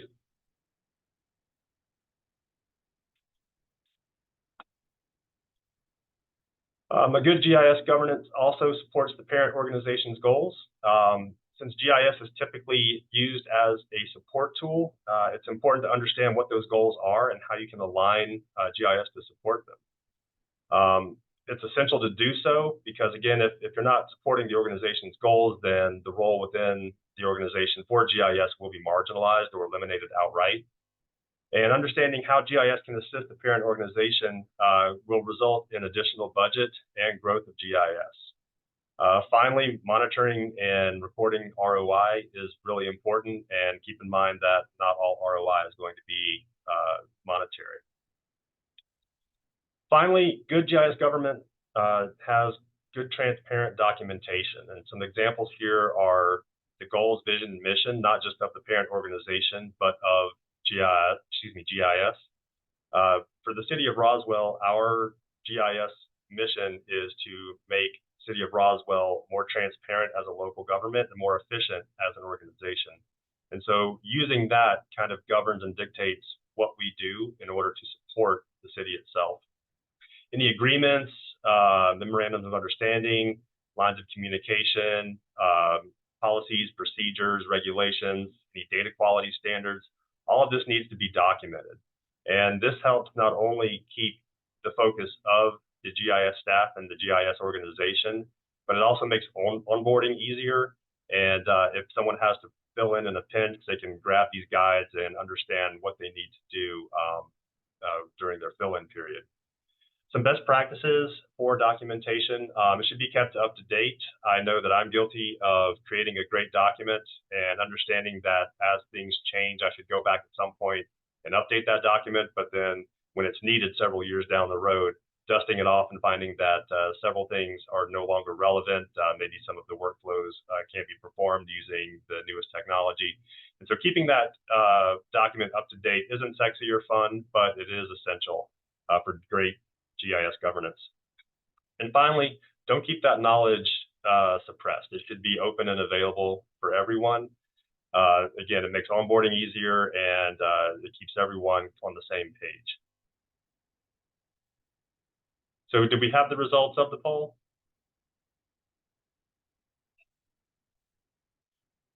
There we go. So it looks like about 30% are centralized. 25% is hybrid. That's a little bit higher than I would have thought. Decentralized 18%, none 12%, and I don't know 15%. So yeah, hybrid was a little bit higher than I thought, but the rest are kind of in line with what I was expecting at the beginning of the seminar. Okay, so a quick case study for the city of Roswell. So the city of Roswell is a northern suburb of Atlanta. We have about 100,000 people, over 42 square miles. We are a bedroom community, so we're primarily residential, commuter town. We do have a vibrant historic district, and as it relates to this presentation, in 2016, we were very deficient in GIS. So we were several years behind current technology and workflows. Several departmental GIS staff had data fiefdoms, as I mentioned earlier. They were siloed in terms of data and workflows. We had 3 different official road layers for the city of Roswell. There was a general lack of awareness of what GIS could do. So GIS, especially for local government, is an extremely flexible and powerful tool, but yet people didn't know what they had access to. We had no ArcGIS Online presence whatsoever. I think the city's website at the time was based on Silverlight, which even in 2016, Microsoft was no longer supporting. There was no mobile GIS usage. We had no defined workflows, no documentation. Everybody just kind of did their own thing. And so we needed a lot of help. This is a quick diagram of what we had at the time. So the blue circles are the departments within the city of the city of Roswell. And the GIS usage, as you can see, was very minimal. There were basically 3 databases that contained what most people would understand to be enterprise data. And there were redundancies, there were overlaps, there were duplication of effort, and we had very few users. It wasn't all bad news, though. The data that we did have usually was high quality. The GIS staff was pretty capable. As I mentioned, we had 2 people within the community development department and another one in our environmental public works department. And they would do work for other departments as well. But again, there wasn't really a lot of unification and not a way to balance the priorities. There was a citywide desire to enhance GIS capability, and that had the support of our elected leadership as well as city staff leadership. And we had a enterprise license agreement with Esri, and that really provided a lot of easy to use tools. It put us in a great position for some quick wins because we didn't need to develop anything. We could essentially just grab some things that Esri had developed, plug our data in, and start to get some buy-in and leverage that for greater investment from the city. And when you're not doing anything, you're not necessarily doing anything bad. We really didn't have any policies and procedures. There weren't a lot of ingrained techniques, and so there were no habits, so there were no bad habits. We were able to start pretty fresh. But we still needed a foundation to start from. And in full disclosure, we did partner with GTG. They came in and did a 3-year strategic implementation plan. They assessed our organization using 96 metrics. I know Savita mentioned 120 something, but they were still grouped into the same 6 categories. They helped us determine the best staffing model for where we were and where we wanted to be. They set up departmental organizational goals, and they aligned those goals with city and elected leadership.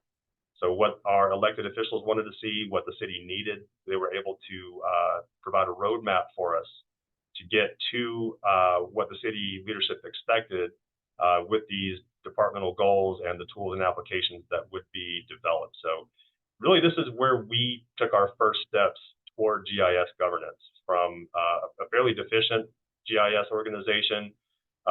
These were our first steps. This was the beginning of the road for us to get to where we wanted to be in the long run. And I hate that in 2 slides, I kind of have to gloss over all the work that went in over those 3 years with all of our staff members here and the work that went into it with GTG support. We made a tremendous amount of investment, and we really did a great job. We're very proud of it. But the focus of this presentation is not that 3 years worth of work. So I have to go to the end of 2018 when we were able to look back and gauge ourselves again against the baseline that's created in 2016. Some of the things that we did do as relates to GIS governance was to migrate from a decentralized to a centralized staffing model. We set up a GIS steering committee. We centralized all of our enterprise data, so there's no more disparate databases and data sets that you're not sure is it official or not. And we created a repository for all of our documentation, so all of our policies, metadata, standards. It's all in one place now. That was in 2018. Here today in 2024, we've actually migrated from a centralized to a hybrid model. So we still have a GIS core. We've added 2 additional GIS staff people, and we're able to give dedicated support to the departments who need it, but at the same time maintain a core GIS group that's able to focus on citywide initiatives. And we offer more support to more organizations within the city than we ever have. So we really feel like our success story is a good one, and we're still looking forward to the things that are ahead. So if you recall from the 2016 image to this one, you can see we have consolidated our GIS data, and that really forms the core and the center of all the departments. And whereas we only had a few users and a defunct website before, we now have a very heavy web presence. And again, this was in 2018. Here in 2024, we've added several more components to this, but I really just wanted to focus on that 3-year arc. This looks like some of Savita's graphics, but these were done for the city of Roswell. This is one of the 6 groups that GTG baselined us on.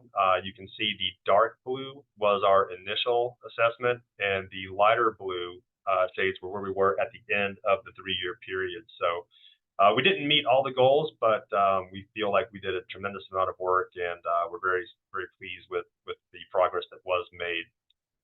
These are some of the other 6 categories. I really just wanted to show the progress that we had made over those 3 years. So what are some of the challenges, solutions, and maintenance tips for GIS governance? Some of the challenges, and these should be familiar to most of us, are budget, disinterest, lack of awareness, and unified vision. So why can't I get things done? I don't have the money. Why can't I get things done? My leadership doesn't care. Why can't I get things done?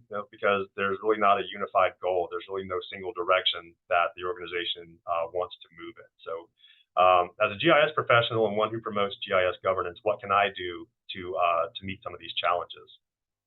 So for budget, show ROI. And in this case, maybe you do want to focus on the budgetary numbers, the actual dollars. Show case studies. One of the great things about being in local government is that very few of our challenges weren't faced by other local governments before. And what can we do? What can we see that other organizations have done? How can we leverage that and bring it in and make it relevant to what we're trying to do? So there's a lot of case studies out there for local government that can help show that roadmap again from where you are to where you want to be. And proof of concepts. I'll talk a little bit more about that in just a second. Disinterest. So I know that I face a lot of challenges sometimes with some of my leadership about just not really being that interested in what GIS can do. So I use proof of concept. I call it the chicken and egg situation. Should I wait for my leadership to come to me and say, I think GIS can help me with this. Can you build something that can help me do that? Or should I just make like a very basic application that I think can help them, and then go to them and be proactive and say, this is something I think can help you. So is it a chicken or an egg?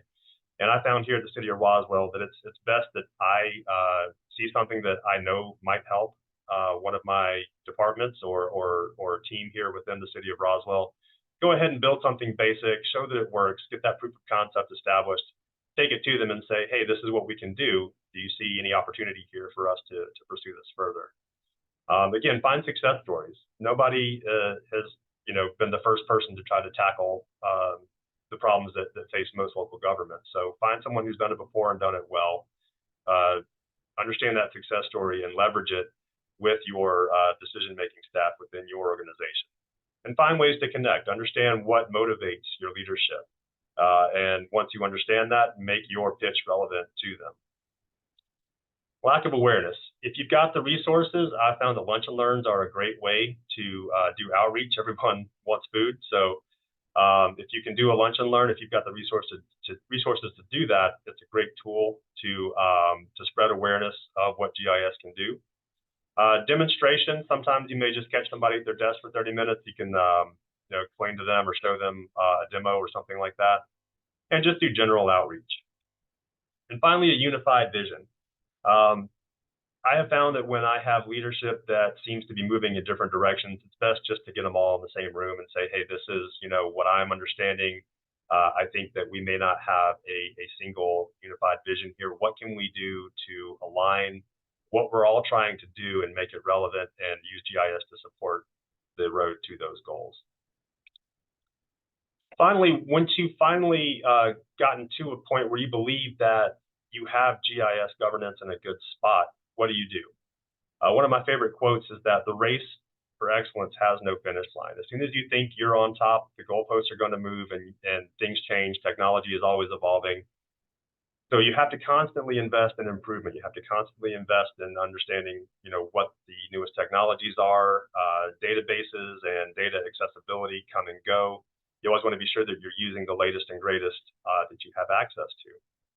So document your ROI and success stories. You may not need them currently, but there may come a time when your budget is under threat. Maybe you're asked to downsize, and you can demonstrate the benefit, the value that you bring to the organization through that documented ROI. Conduct routine self-examination. Always be looking at yourself. Perform SWOT analysis on yourself, your organization, your GIS governance, and identify areas where you can continually improve. And don't be afraid to update the model as time goes on. From decentralized to centralized to hybrid is a typical arc, but it may go backward depending on what the needs are of your organization. Don't fear change. Understand that change is inevitable and embrace it, and be prepared to make those decisions when the need arises. And keep your governance practices up to date with new concepts and ideas and tools. So again, this won't be the only presentation that most of us see. There may be better ideas, competing ideas. Evaluate and understand what's best for you and your organization. And if you think that your story is good and complete, then don't be afraid to share it. Again, nobody is the first person to tackle a problem that generally faces local government GIS. And so write a white paper, do a presentation, document it, share it, because there's probably somebody out there looking to do what you've already done, and they would be grateful for the opportunity to learn from you. I've been on both ends of this equation, and I have to say it's very rewarding, both to share data and to receive data from someone else who has gone through the same struggles that I have. So with that is the end of my presentation, and I would like to invite my other panelists back on for some Q&A. Great, thanks. Well, listen, thank you, everyone, for those presentations. And honestly, I think we did a great, and thanks, Patrick, for hitting cleanup on that. Ironically, I think we did a really nice job of answering some of the questions, but I don't want to be the judge of that for the people that actually asked the question. So if I look at the questions that came in, it's a nice range of kind of value proposition, financing, of course, funding, and something that I would call hyper partnering, really partnering across either departments within the same city or regionally.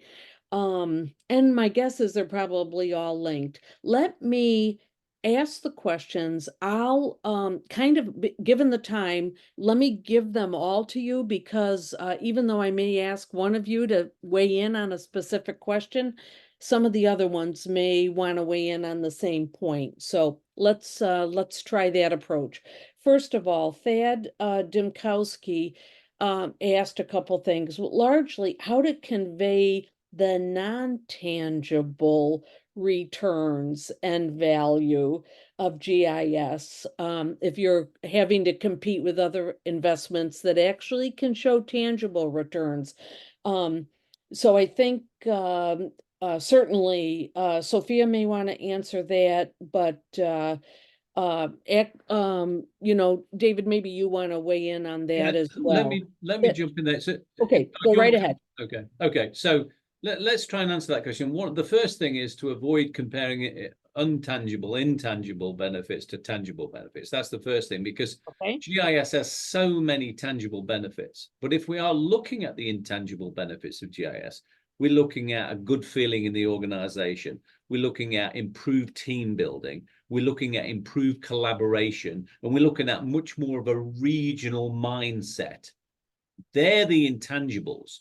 Focus on the quantifiable, tangible benefits. But that list I've just given you is essentially just a few of the intangible benefits you're going to get out of GIS, because it's much more enabling, and it's a tool that promotes collaboration with different departments and different cities and different counties and different people. So looking at regionalization of GIS and regional activity, collaboration, teamwork, and a good feeling for all the staff that they're using location intelligence to make better and more informed decisions. David, thanks for that. I do want to come back to that regional point, because actually there was an organizational question, and Patrick, you might want to weigh in on that. But before doing that, Sophia, do you want to weigh in on this intangible? Because I thought you did a nice job also in your presentation, actually giving some examples of that. So I want to make sure that Thad has gotten his question answered. Go ahead, Sophia.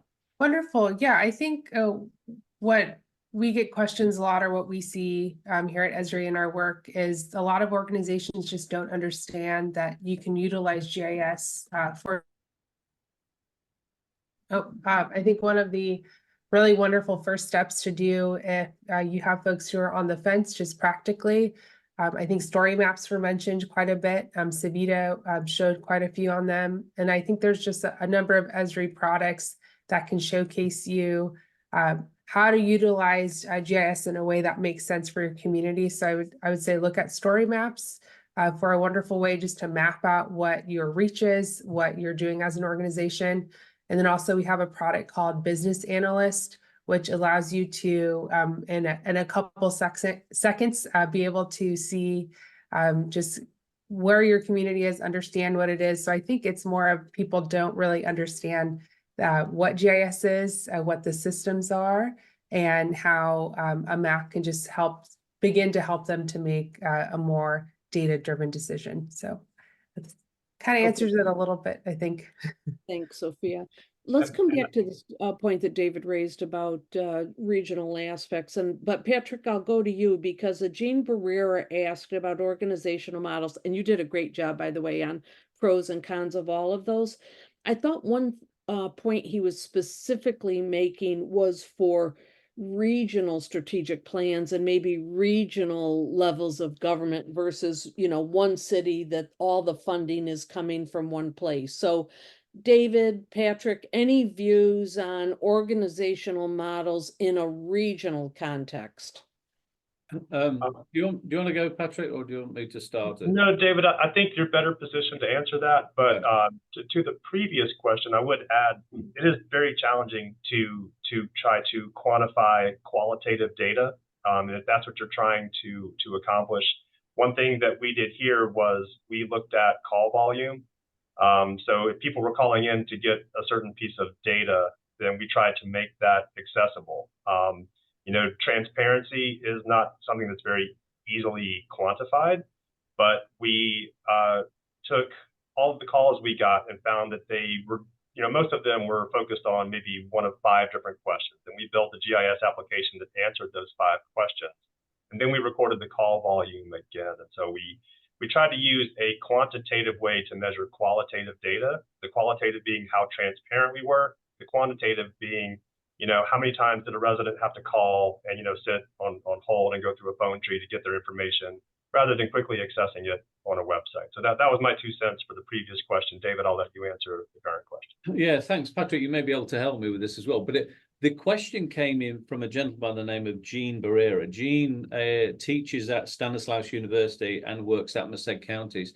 And he's a bit of a leading expert in California about the regionalization of GIS. And I'm glad he called in, because I know Jean. And one of the things we didn't talk about today, for everybody still listening, is the regionalization of GIS.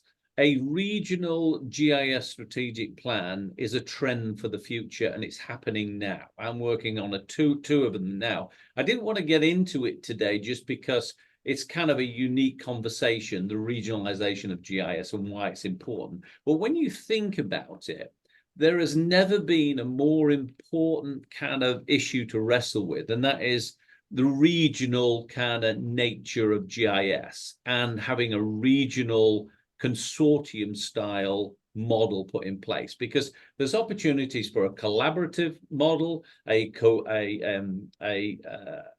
of a membership type of model, and a collaborative and coordinated model. So there's different models for the regional situation. But when we think about it, if we take a step back, how important is it to have a strategic plan put together for a regional model? I live in North Carolina, and we work for Wake County, an absolute fantastic group of intelligent people, and they wanted to know about the regionalization of GIS and the 13 communities in that county. How would they work together? What standard operating procedures, what data sharing agreements, what service level agreements, how do we share it all? How would you to make it all compatible? So it's really important, because when you think about it, you're looking at regional public safety, regional energy, regional economic information, regional demographics, regional health. It doesn't confine itself to that boundary, that city boundary. So regional strategic planning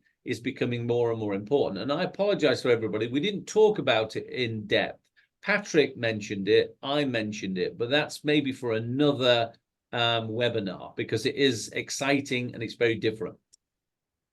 And I would add that those MOUs, so our regional GIS governance, really relies on some of the counties and municipalities to provide certain data, and then that's aggregated and perhaps just some value-added process, and then they return the data or make it accessible to us and to other residents. So I think that's really more focused on just the MOUs and the workflows with respect to regional governance, because there's really not a sharing of staff, so it's a sharing of data and processes.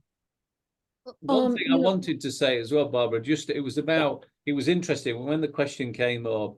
I was taking photographs of Sophia's slides, because everything she was talking about, she wasn't talking about it being in isolation. It was very regional, and all the data was regional. So when you look at equity, you tend to always be looking at economic opportunities. You're looking at equity on a much larger scale. So Sophia's presentation had a much more regional flavor to it. The strategic plan is just as important and never been more important today.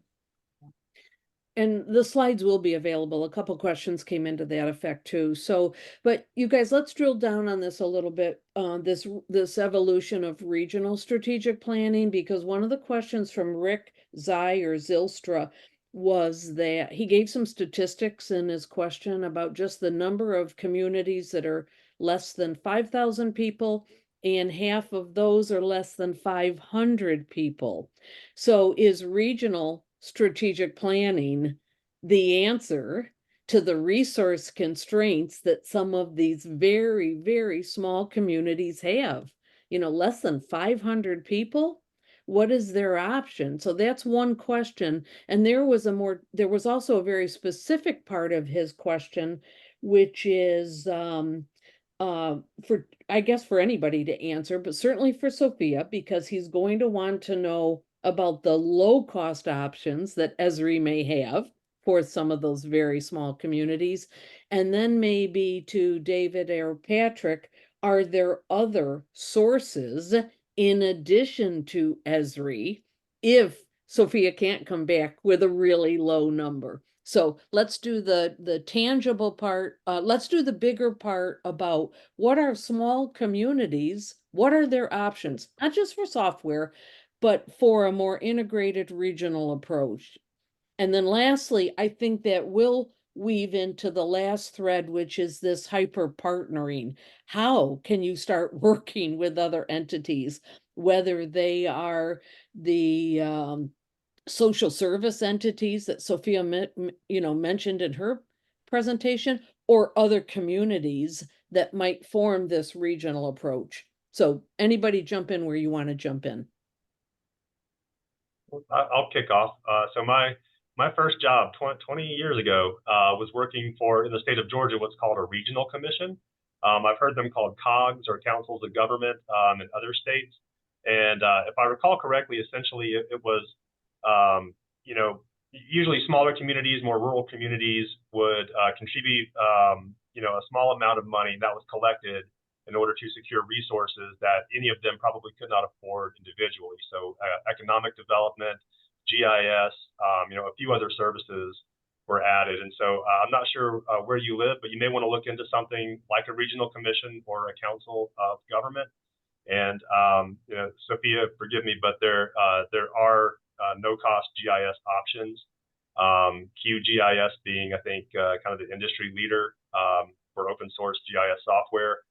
I'm only marginally familiar with it. The biggest drawback in my mind is that there's no support. So if you don't know how to do something, there's really just you know, there's a user community, but there's not a phone number you can pick up and call.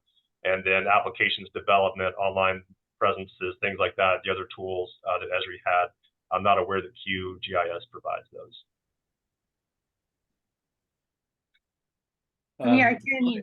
Oh, go ahead, Sophie. Yeah, I'll jump in on the, so I'm not going to give specific pricing. I'd be happy for that person to individually contact me, and I can set you up with the account manager, like for your specific region.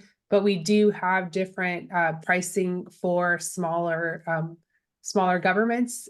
So yes, the answer to that, yes. The exact pricing, I think you'd have to talk to a specific Esri person. But we do have a number of like smaller jurisdictions that are our customers. And I think, as Patrick said, with every Esri customer, you have access to Esri team members. All of your information is online on your platform.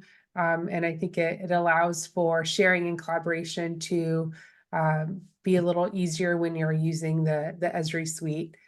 In terms of like regional collaborations, I, in my previous work, used to work with a number of nonprofits and philanthropic groups. I think in California, there is a number of regional collaboratives that are on the community level that do a lot of work specifically with local governments. I think a great example of that is what California did with the census work in 2020. They had a number of about 9 regional offices that worked with their county and their city. And I think that model really led itself to doing more work in redistricting and the rest of this decade. Another kind of example is out of the California Endowment. They have something called Building Healthy Communities, where they identified 14 communities in the state of California to invest money in for a decade. So I think kind of an approach to is looking at what are some community nonprofit collaboratives are doing, and they are particularly always looking to partner with local governments. So again, but please reach out individually. Would love to connect you with someone from our team to talk specific pricing. Thank you, Sophia. I know we are running late, but 2 things. And Savita wasn't able to join us. She had one question about the source of funding for her entire efforts in Fairfield, and it came from 2 things. One, a line item for her own department, and then again partnered with the water utilities for one of their specific projects. So there were 2 streams of funding.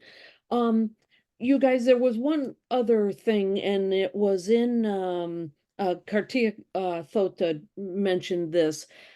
Where is the best source of information for some of these other related organizations who you might partner with, but they're not GIS? They might be more on the social service side. Sophia, can you come back to that real quick?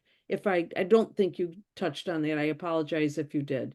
Yeah, no, I added the links in the chat, but all of the examples that I showcased on my PowerPoint and any like Esri PowerPoint that you see, you can and we have so many different like websites and stuff, but if you just like Google like Esri and the name of that, it'll pop up. But I do want to say, and I added those in the chat, we are putting together an Esri Equity and Social Justice Map booklet, which will showcase over 60 case studies, projects, and customers from the past 3 years. So we are finalizing that booklet, and we'll make an announcement when it's available in print and online. So we are doing an active effort to try to capture a lot of our equity stories and have them in one place. So we have a number of Esri equity websites, and we have a number of blog series and case studies of folks that we are always open to uplift. So again, just another shout out if you are an Esri customer, and Patrick and Savita, I definitely want to reach out to you and write some stories about you all, but we are always looking to uplift the work that you're doing. So we have access to a lot of marketing material, but really here at Esri, not only do we want to help you with your work, we want to showcase the world with what you're doing with the software. So the links are in the chat, and would love to let you know when that booklet is available so you guys can all get your hands on some copies. Great. Thanks, Sophia. And then I just need to work with Anne and Leah offline to make sure that the chat went to everybody on the group, not just the person that asked the question. Everybody should have access to those resources.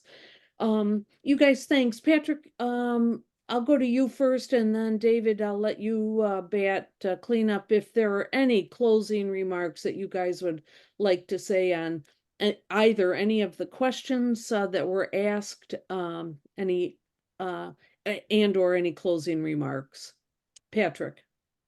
Sure. The one thing I would like to say is that it's easy for us to get wrapped up in the day-to-day. You know, what do I have to do to get through today? What am I focused on to clear my inbox? One of the most essential parts of governance is looking ahead. So even though it's really easy just to focus on the mundane and the daily parts of our jobs, set aside some time to do some strategic thinking, looking ahead, and making sure that the future that you envision for your GIS aligns with the future that your organization sees. And if you don't think that they are aligned, what are the steps you need to take to make sure that they? Yeah, Patrick, thanks for that. I think, and actually it came up early on in David's presentation about alignment with what the organizational entity wants to do is so important, because we're often viewed as just technicians in this process. And the more we can align it to the broader goals and objectives of the governing body is just so important. Sophia, I didn't mean to overlook you. If you have closing comments, and then David, will go to you at the end. So Sophia, anything to just wrap up? Yeah, well, I just want to say thank you for having a specific webinar on strategic planning.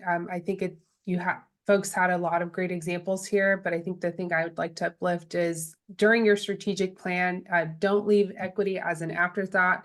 Bring in your equity practitioners, make sure that you are partnering with your community leaders, anyone within your jurisdiction at the beginning, and that it'll be a collaborative approach, and folks will feel that they are more in line with the work that you're doing and be some of your biggest allies in your work moving forward. So again, just thank you for having me, and I was so excited to learn about all the work that you all are doing. Thanks, Sophia. David. A couple of things. I will be delighted to receive any email from anybody asking any questions. And if you wanted to phone me and talk about these types of issues, I'll be available. I am a consultant, but I'm not charging for these types of things. It would be a pleasure to talk to you. One of the funny things that happened when I was presenting this, when I was putting together this presentation, I was trying to find a quote to finish my presentation off. And I found a quote, and I thought, this was just right for the GIS community. And the quote is, "With great power, there must also come great responsibility." Now, most of you are thinking that was Spider-Man's uncle. It wasn't. It was Voltaire that said that. So just to finish on a funny note, you have a lot of responsibility with all this GIS stuff. And I wish you all the best. And we're available for any questions. Actually, David, that's good because I think it was it also Voltaire who said the perfect is the enemy of the good? And so tying back to each of your presentations, starting somewhere, even if it's not perfect, it's going to move things forward. So, listen, let's thank David, Sophia, Savita, and Patrick, and then also Connect Me, the entire Connect Me team for this service that you're providing with these webinars. And again, thanks to all the people that have hung in with us. Remarkable that you hung in right to the end. Have a wonderful day. Bye-bye.